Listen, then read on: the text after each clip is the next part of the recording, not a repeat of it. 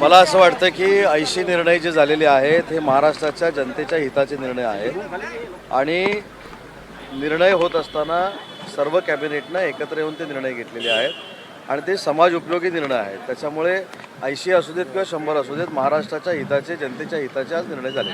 किती महामंडळांना आजच्या कॅबिनेटमध्ये मंजुरी देण्यात आली? राज्य मंत्रिमंडळ बैठकीमध्ये मंजूर करण्यात आले, केंद्राकडे नक्कीच केंद्रामध्ये आम्ही तो पाठवतोय. परंतु अजून एक महत्त्वाची गोष्ट जी मुख्यमंत्री एकनाथजी शिंदे, उपमुख्यमंत्री देवेंद्रजी आणि उपमुख्यमंत्री अजितदादांनी आज जाहीर करण्याचा निर्णय घेतला आहे तो म्हणजे मागच्या वर्षीचा उद्योगरत्न पुरस्कार आम्ही शासनामार्फतचा पहिला हा रतनजी टाटांना दिलेला होता.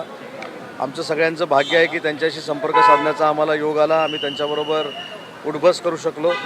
परंतु आजच्या त्यांच्या दुःखद निधनामुळं उद्योग जगतावर जी शोककळा आहे, देशवासियांवर जी शोककळा आहे आणि म्हणून त्यांची स्मृती ही कायम राहावी म्हणून रतनजी टाटांच्या संदर्भामध्ये 2 महत्त्वपूर्ण निर्णय आज आम्ही बोर्डाच्या मिटिंगमध्ये घेतो आहे.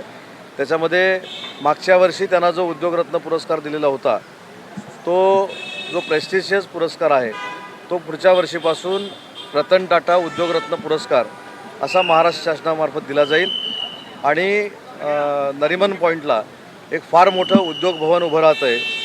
ते उद्योग भवन उभं राहत असताना त्याचं जर स्ट्रक्चर आपण बघितलं तर ते वेगळ्या पद्धतीचं आशिया खंडातलं पहिलं स्ट्रक्चर आहे ज्याची उभारणी आमच्या महाराष्ट्र औद्योगिक विकास महामंडळामार्फत होते आणि आज माननीय शिंदेसाहेबांनी, देवेंद्रजींनी आणि अजितदादांनी असा निर्णय घेतलेला आहे की या उद्योग भवनाला रतन टाटांचं नाव द्यावं जेणेकरून त्यांची स्मृती आणि त्यांचं काम हे चिरकाळ मुंबईकरांच्या, देशवासियांच्या आणि परदेशातल्या लोकांच्या समोर राहिलं पाहिजे.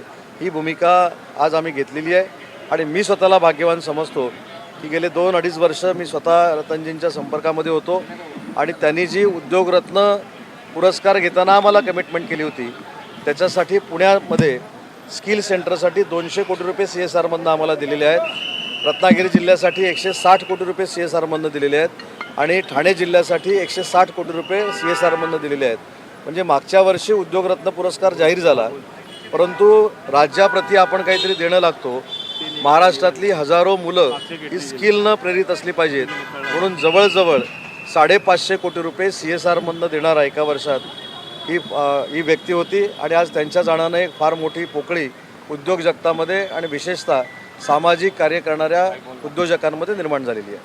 सर, उद्योगरत्न रतन टाटा यांच्याविषयी उद्योजक म्हणून मिनिस्टर या खात्याचे म्हणून महाराष्ट्रासाठी काय स्वरूपामध्ये योगदान होतं याच्या काही तुमच्या भेटीच्या आठवणी काय आहेत का त्या जर आवर्जून? मी तर एक महत्त्वाचा त्याच्यातला किस्सा आपल्याला सांगेन की मला कॉलेज जीवनापासून असं वाटायचं की रतनजी टाटांना भेटावं परंतु त्याचा योग उद्योगमंत्री झाल्यानंतर आला. उद्योगरत्न पुरस्कार त्यांना ज्यावेळी जाहीर झाला, मुख्यमंत्री महोदयांनी जाहीर केला त्यावेळी त्यांना तो देण्यासाठी पहिलं पत्र देखील मीच घेऊन गेलो होतो. त्यांच्याशी त्यावेळी देखील 1-2 तास चर्चा झाली आणि सगळ्यात महत्त्वाची गोष्ट जी आमच्या सगळ्यांसाठीच महत्त्वाची आहे की एवढी मोठी व्यक्ती असताना देखील ज्या पद्धतीनं ते जमिनीवर राहून आमचं सगळ्यांचं स्वागत करायचे म्हणजे हे फक्त उद्योगपतीच नव्हते तर एक संस्कारक्षम ही व्यक्ती देखील होती आणि 2-3 वर्षातले अनेक किस्से रतनजींच्या संदर्भातले माझ्याकडे आहेत परंतु आज ते फक्त किस्सेच राहिलेले आहेत आणि अशी एक महनीय व्यक्ती आपल्यातनं निघून गेली याचं दुःख माझ्या सकट पूर्ण देशवासियांना. प्रस्ताव है वो पारित किया गया. भारत रत्न का तो प्रस्ताव पारित किया गया है, वो केंद्र शासन के पास जाएगा और दूसरे 2 अति महत्वपूर्ण निर्णय जो लिए गए वो पिछले साल उनको उद्योग रत्न पुरस्कार पहला महाराष्ट्र शासन का दिया था. अभी ये साल से उस पुरस्कार का नामकरण भी रतन टाटा उद्योग रत्न पुरस्कार ऐसा होगा और जो सबसे बड़ी MIDC की बिल्डिंग उद्योग भवन की नरिमन पॉइंट पे हो रही है जिसका खर्चा मेरे ख्याल से 700 करोड़ रुपया है और वो देश की सबसे बड़ी बिल्डिंग है, उद्योग भवन है, उसको भी माननीय एकनाथ शिंदे साहब ने, देवेंद्र जी और अजित दादा ने रतन टाटा उद्योग भवन नाम देने का आज फैसला किया है और वो हमारी तरफ से उनको श्रद्धांजलि है.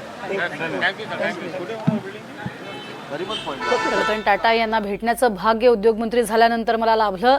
रतन टाटा उद्योगरत्न पुरस्कार देण्यात येणार आहेत. पहिला पुरस्कार हा त्यांनाच त्यांच्या हयातीत देण्यात आला आहे. महनभाग्य आणि येत्या काळामध्ये सुद्धा एक उद्योग भवन उभं केलं जाईल, तिथे सुद्धा त्याला नाव हे रतन टाटाच दिलं जाईल. त्यांच्या कार्याचा गौरव हा केवळ महाराष्ट्रात नव्हे, केवळ देशभरात नव्हे तर जगामध्ये मोठा आहे असं म्हणत आता येत्या काळामध्ये जे उद्योग भवन उभं राहील त्याला रतन टाटा यांचं नाव दिलं जाईल असंही उद्योगमंत्र्यांनी स्पष्ट केलंय.